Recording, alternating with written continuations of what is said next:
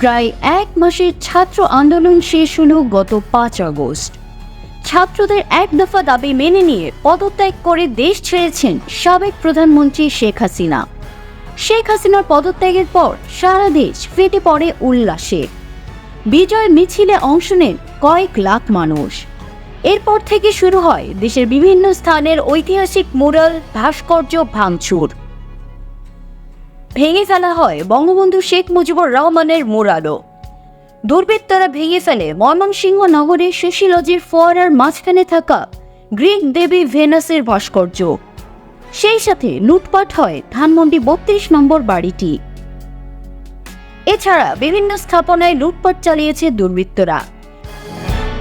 এসব ঘটনার প্রতিবাদে সাধারণ জনতার সাথে কণ্ঠ মিলিয়েছেন সবিজ অঙ্গন।